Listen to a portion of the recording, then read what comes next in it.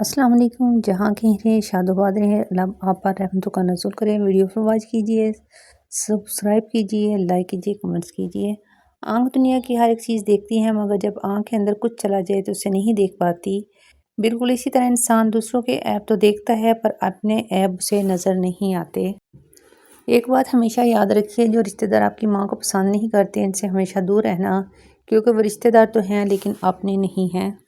बेनस्ल आदमी की बड़ी पहचान ये है कि आप उसे जिस कदर इज़्ज़त देंगे, वो आपको इसी कदर ज़्यादा तकलीफ़ देगा। दिल से बड़ी कब्र कोई नहीं होती, वहाँ हर रोज़ एक नया एहसास दफन होता है। सुनहरी हरूफ दिल में उतरने के लिए सीढ़ियों की नहीं, बल्कि अच्छे अल्फाज और अच्छे अखलाक की ज़रूरत होती है। ये दुनिया मुनाफिकों की जन्नत है। यहाँ वही कामयाब है जिसके दो चेहरे हों, लेकिन ये लोग हमेशा बेचैन रहते हैं। मुखलिस तन्हा ज़रूर होते हैं, मगर हमेशा पुरसुकून रहता है। मुकाबला रिश्तेदारी में मुकाबला नहीं होता, और जो मुकाबला करे वो अपना नहीं होता। रिश्ते मुकाबला करके नहीं, बल्कि एक दूसरे की मजबूरियों और परेशानियों को समझकर निभाए जाते हैं। अल्लाह अकबर। जब दुआ मांगो तो ऐसे कहो, रसूल अल्लाह सल्लल्लाहु अलैहि वसल्लम फरमाते हैं, अल्लाह ताला ने इसमें बाग अरहमर राहिमीन पर एक फ़रिश्ता मुकर्रर फरमाया है। जो शख्स इसे 3 बार कहता है, फ़रिश्ता निदा करता है, मांग के अरहमर राहिमीन तेरी तरफ मुतवज्जो हुआ, यानी कि अल्लाह ताला उसकी तरफ मुतवज्जो होता है और उसकी दुआएं कबूल करता है। इसलिए जब भी दुआ मांगो तो अरहमर राहिमीन का तकरार भी ज़रूर करो। बेटियां किसी बाप पर बोझ नहीं होती, मगर वो रुखसत करके तुमको सौंप देता है तो ये उसकी मजबूरी है, क्योंकि आज तक किसी ने बेटी को घर नहीं बिठाया। इस मजबूरी से फ़ायदा ना उठाओ। अल्लाह पाक ने भी बेटी को रहमत बनाया है। सास ससुर की खिदमत क्यों करूं? शोहर के माँ बाप की खिदमत बीवी के ज़िम्मे नहीं, लेकिन बीवी सादे समझते हुए इनकी खिदमत सर अंजाम देती है तो रब की तरफ से बीवी को इतना अजर और सिला मिलता है कि इसकी आने वाली नस्लें संवर जाती हैं। निकाह के बाद औरत शोहर की जिम्मेदारी है। इन्हीं औरतों के घरों में जायज़ मकाम मिलता है जिनके शोहर तगड़े हों, यानी बिला वजह की रोक टोक से बीवी की हिफाजत करे ताकि इसे घर तंग ना लगे। इसका भी अब यही घर है, इसे भी यहाँ सहूलत के साथ रहना है। सबसे अच्छा दोस्त बीवी के लिए शोहर से और शोहर के लिए बीवी से अच्छा कोई दोस्त नहीं। वाहिद ऐसा दोस्त जो बेहतरीन मशवरा देगा। जो भी हो, अच्छे और बुरे हालात का सामना दोनों को मिलकर करना पड़ता है, यही दोस्ती है। अल्लाह सुब्हान व तआला ने दुनिया में सबसे पहले जो रिश्ता बनाया वो था मियाँ बीवी का, फिर सारे रिश्ते बाद में। फिर ये रिश्ता तो है ही ऐसा कि कितनी भी धूप छाँव आए, इस रिश्ते में एक दूसरे के बगैर गुजारा भी नहीं। अल्लाह ताला तमाम ज़ौजीन में प्यार और मोहब्बत बढ़ाई रखे और घरों में खैर बरकत रखे। आमीन सुम्मा आमीन। बीवी अपने शोहर की आईनादार होती है। तुम इससे कहो कि वो खूबसूरत है तो हर रोज़ निखरती जाएगी। इससे कहो वो खिदमत गुजार है, वो मज़ीद खिदमत करेगी। इसको सराहोगे तो इसका एतमाद बढ़ेगा, लेकिन अगर हर वक्त इसके अंदर नुक्स निकालोगे तो इसको खोखला कर दोगे। टेढ़ी पसली से निकली है, इसको सीधा करने की कोशिश में तुम इसे तोड़ दोगे। इसके साथ दोस्ती और रहम का रिश्ता रखो। एक औरत की शदीद ख्वाहिश होती है कि जब वो तकलीफ़ में हो तब मर्द इसके बिना कहे इसकी तकलीफ़ को समझ कर इस सीने से लगाए, प्यार से पूछे। अगर वो रो रही है तो उसे अपने साथ लगाए और उसे जी भर के रोने दे। जब इसका दिल हल्का हो जाए तब मोहब्बत से इसके आंसू साफ करे, खुद के होने का एहसास दिलाए, तसल्ली दे के कहे कि मैं हूँ तुझे सुनने और तुम्हें बिखरने के लिए, मैं हूँ समझाने के लिए। यकीन मानिए ऐसे मर्द नायाब होते हैं। ऐसे मर्दों की औरतों के चेहरे पर अलग ही इत्मीनान और खुशी झलकती हुई दिखती है, क्योंकि इनके अंदर कोई गम नहीं होता। फिर चाहे 1000 मुश्किलें आए, इन्हें कोई परवाह नहीं होती कि उन्हें नायाब मर्द मिले होते हैं। दुख और औरत की ज़िंदगी। मैं ये सोचता हूँ अक्सर पता नहीं औरत के अंदर कैसे दुख बस जाते हैं जो ख़त्म ही नहीं होते। जिनकी तकलीफ़ को सारा दिन हंस हंस कर सहती रहती है, लेकिन रात होती अंधेरे की पनाह पाते ही आंखों के रास्ते दुख बहाने की एक नाकाम कोशिश करते करते सो जाती है। कोई नहीं जानता कि औरत की आंखें सिर्फ आंसू नहीं दुख बहाती हैं। कभी माँ बाप से बिछड़ जाने का दुख, कभी भाइयों की बेनियाजी का दुख, कभी शोहर की बेरूही का दुख, कभी औलाद का दुख, कभी घर में हर शख्स का काम करने के बाद कुछ अच्छा सुनने की चाह में थकन से चूर वजूद का दुख, कभी औलाद की लापरवाही का दुख, और कभी कभी सब कुछ छुपाने के चक्कर में खुद को खो जाने का दुख। ये है कि औरत की ज़िंदगी, हकीकी ज़िंदगी, जो दुखों की नज़र काट देती है फिर भी हिम्मत के साथ काम लेती है। بیٹی کو کھجور لازمی کھلاؤ، اس کی بڑی وجہ سامنے آ گئی۔ بیٹیوں کو گٹی میں بھی کھجور دو، پھر 1 سال کی عمر سے کھجور کا باقاعدہ عادی بناؤ۔ سردی ہو گرمی ہو کھجور بیٹی کے لیے لازمی۔ عمر کے ساتھ تعداد بڑھاتے رہو، جب شادی ہو جائے تو پھر تو اور زیادہ دو۔ پابندی سے کھانے، بچے پیدا ہوں پھر انہیں شروع کرائیں، نسل در نسل یہ سلسلہ چلنا چاہیے۔ ذمہ داری کسے کہتے ہیں؟ ادویات کے آدھے سے زیادہ پیسے بچ جائیں گے، نسل صحت مند ہو جائے گی۔ اللہ نے کھجور پیدا ہی ماں اور بچے کے لیے کی ہے۔ خاموشی اختیار کر لینا بھی ایک قسم کی جذباتی سزا ہے۔ اس میں جس انسان سے تعلق ہو اس سے بات کرنا بند کر دینا، اس کا مقصد دوسرے انسان کو سزا دینا ہوتا ہے۔ اکثر لوگوں کو بات چیت بند ہونے سے بہت اذیت ہوتی ہے، ان کے لیے خاموشی لڑائی جھگڑے سے زیادہ اذیت کا باعث بنتی ہے، اور کچھ لوگ جان بوجھ کر یہ سزا دیتے ہیں۔ اللہ سے مانگنے کا طریقہ، کبھی راہ چلتے کسی بھیک مانگنے والے فقیر کو غور سے دیکھا ہے؟ کیسے وہ ہر آتے جاتے انسان کے سامنے خیرات کے لیے ہاتھ پھیلاتا ہے، کتنی منتیں کرتا ہے، کتنے واسطے دیتا ہے، کیسے اپنی کمزوریاں بیان کرتا ہے، روتا ہے، گڑ گڑاتا ہے، بلکہ پیچھے ہی پڑ جاتا ہے تو سامنے والا کچھ نہ کچھ اس کے کشکول میں ڈال ہی دیتا ہے۔ یہی تو ادا ہے مانگنے والے کی، جسے دینے والے کا دل نرم ہو جاتا ہے۔ ہاں بالکل ایسے ہی اپنے رب سے مانگا کرو، عاجزی سے، محبت سے، روتے ہوئے، گڑ گڑاتے ہوئے، اپنی کمزوریاں بتاتے ہوئے، اس کی تعریف بیان کرتے مسلسل مانگتے رہو، جانے کب کون سی ادا اس پاک ذات کو پسند آ جائے اور وہ کن فرما دے۔ شوہر پر بیوی کے حقوق، حق مہر ادا کرنا، طاقت کے مطابق خرچہ دینا، موسم کے مطابق کپڑے بنا دیا کرے، ضروریات زندگی کا سامان دیا کرے، بیوی کو گالیاں نہ دے، عورت کو علیحدہ مکان رہنے کے لیے دے، بیوی پر خرچ کر کے احسان نہ جتلائے، سفر سے بیوی کے لیے تحفہ لائے، عورت کو بلا وجہ ناراض نہ کرے، عورت سے محبت سے باتیں کرے، اگر طاقت ہو تو عورت کو زیور لے کر دے، عورت کو نماز، روزہ، حج، زکوٰۃ وغیرہ کے مسائل کے لیے سکھائے، بیوی کے رشتہ داروں سے اچھا برتاؤ کرے جیسا کہ اپنے رشتہ داروں سے کرتا ہے۔ ماں کی محبت، ماں کی محبت وہ شفقت ہے جو ہر غم کو کم کر دیتی ہے۔ باپ کی محبت وہ حفاظت ہے جو ہر خطرے سے بچا لیتی ہے۔ ماں کی محبت وہ دعا ہے جو قسمت بدل دیتی ہے۔ باپ کی محبت وہ قربانی ہے جو سکون عطا کرتی ہے۔ ماں کی دعائیں کامیابی کی ضمانت ہے۔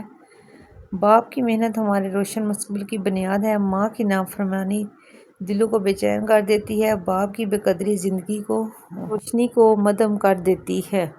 فرمان آخری نبی صلی اللہ علیہ وآلہ وسلم ہے، جب تم میں سے کسی کو خوشبو دی جائے تو وہ اس سے منع نہ کرے، کیونکہ خوشبو جنت سے آتی ہے۔ دشمن کے شر سے محفوظ رہنے کی دعا، اللہم انا نجعلک فی نحورہم ونعوذ بک من شرورہم۔ اے اللہ، ہم مدافعت کے لیے ان کے مقابلے میں کرتے ہیں، ان کے شر سے تیری پناہ طلب کرتے ہیں۔ جو بھی آپ کا ذہنی اور گھریلو سکون برباد کرے وہ آپ کا دشمن ہے، آپ اس کے شر سے بچنے کے لیے یہ دعا پڑھیں۔ جس نے بھی یہ دعا پڑھی تو انشاءاللہ دعا مکمل ہونے سے پہلے اللہ تعالیٰ اس کی مشکلات ختم کر دے گا۔ یا مسبب الاسباب، یا رحیم ہو یا رحمان ہو یا مالک ہو یا قدوس ہو یا سلام ہو، استغفر اللہ ربی واتوب الیہ، یا ذوالجلال والاکرام، یا عزیز ہو یا جبار ہو یا متکبر، لا الہ الا اللہ محمد رسول اللہ، ان اللہ علی کل شیء قدیر، یا حی یا قیوم برحمتک استغیث، لا الہ الا اللہ سبحان الحلیم الکریم، لا الہ الا اللہ۔ اے مایوس روح، مہربانی کر کے مسکراؤ، کیونکہ تمہارا رب تم سے بہت محبت کرتا ہے۔ آج کی بات کپ سونے کا ہو یا چاندی کا، چائے کا ذائقہ وہی رہتا ہے۔ سچے لوگ بھی ایسے ہی ہوتے ہیں، امیری غریبی دے کر روپ بدلنے والوں کو تاریخ میں ہمیشہ کمظرف اور منافق لکھا جاتا ہے۔ سنہری حروف زندگی گزارنا نہیں جینا سیکھے۔ ہر انسان کی زندگی میں دکھ پریشانیاں آتی ہیں، ان کا اشتہار لگانے سے ہمدردی تو مل جاتی ہے مگر سکون کہیں نہیں ملتا۔ آج کی بات، اپنی آواز کو بلند نہ کرو، دنائی کو بلند کرو، کیونکہ پھول بادل کے گرجنے سے نہیں برسنے سے اگتے ہیں۔ مولانا جلال الدین رومی فرماتے ہیں، قیمتی مشورہ، اپنے ارادوں کو مخفی رکھیں جب تک ان میں کامیابی نہ مل جائے، کامیابی مل جائے تو اپنی خوشیوں کو پوشیدہ رکھیں جب تک وہ مشکل نہ ہو جائیں، انتظار کیجیے، حوصلہ رکھیے، کچھ باتیں پرانی ہو کر زیادہ قیمتی لگتی ہیں۔ شیطان کا سب سے بڑا حملہ یہی ہوتا ہے کہ اپنے اللہ کی عطا کردہ نعمتوں پر مطمئن نہیں رہنے دیتا، ہمیں خوش نہیں رہنے دیتا کہ آپ کے پاس مسکرانے کی ایک بھی وجہ نہیں ہے۔ اپنے والدین کو دیکھیے، اپنے سر پر رحمت چھت کو دیکھیے، اپنی صحت کو دیکھیے، اپنے دوستوں کو دیکھیے، اپنے پاس موجود نعمت قرآن کو دیکھیے کہ یہ سب آپ کی خوشی کی وجہ نہیں بن سکتے۔ ان نعمتوں پر دل سے اللہ کا شکر ادا کریں۔ الحمدللہ رب العالمین۔ پیپل کے پتوں جیسے نہ بنو، وقت آنے پر سو کر گر جاتے ہیں، بلکہ مہندی کے پتوں جیسے بنو جو خود کو پسوا کر بھی دوسروں کی زندگی میں رنگ بھر جاتے ہیں۔ دل بادشاہ ہے، اس کو خوش رکھیے۔ دل جسم میں تمام اعضاء کا بادشاہ ہے اور تمام اعضاء اس کے تحت ہیں، لہٰذا اس کو ناراض مت کرے اور اللہ کے ذکر سے اس کو خوش رکھے۔ اللہ بذکر اللہ تطمئن القلوب۔ یاد رکھو اللہ کے ذکر سے دلوں کو تسلی حاصل ہوتی ہے۔ ذکر و اذکار سبحان اللہ، الحمدللہ، لا الہ الا اللہ، اللہ اکبر، اس پوسٹ کو پڑھ کے ایک پیارا سا کمنٹس کر دے۔ اللہ تعالیٰ آپ کو ذکر الہی اور ذکر رسول کرنے کی توفیق عطا فرمائے۔ اللہ آپ کو اپنے خاص بندوں میں شامل فرمائے، آمین۔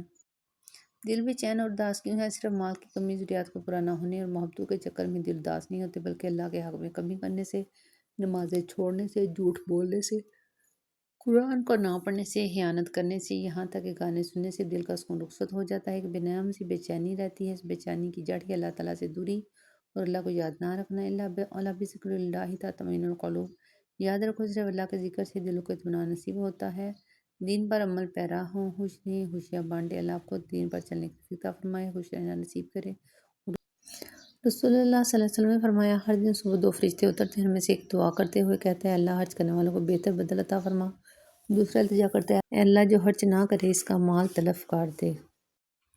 پلسرات۔ رسول اللہ صلی اللہ علیہ وسلم نے فرمایا، پلسرات جہنم کے دو کناروں پر رکھا جائے گا، اس پر سادان کے کانٹوں کی طرح کانٹے ہوں گے، پھر لوگ اس پر سے گزرنا شروع کریں گے تو بعض لوگ صحیح سلامت گزر جائیں گے، بعض لوگ کچھ اعضاء کٹ کر جہنم میں گر پڑیں گے پھر نجات پائیں گے، بعض لوگ اسی پر اٹکے رہیں گے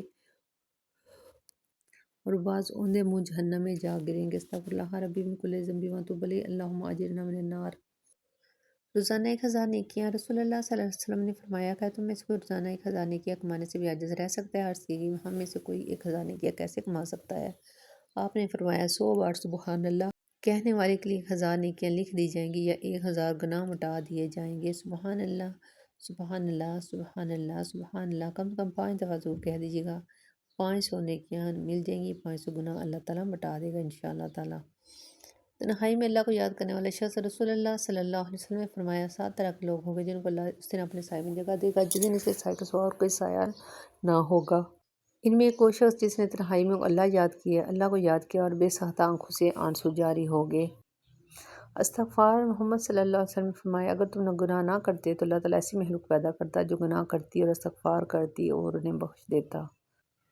برائی اچھائی سے مٹتی ہے۔ اللہ تعالیٰ رسول اللہ صلی اللہ علیہ وسلم نے فرمایا، اللہ تعالیٰ گناہ کو گناہ سے نہیں مٹاتا بلکہ وہ گناہ کو اچھائی اور نیکی سے مٹاتا ہے۔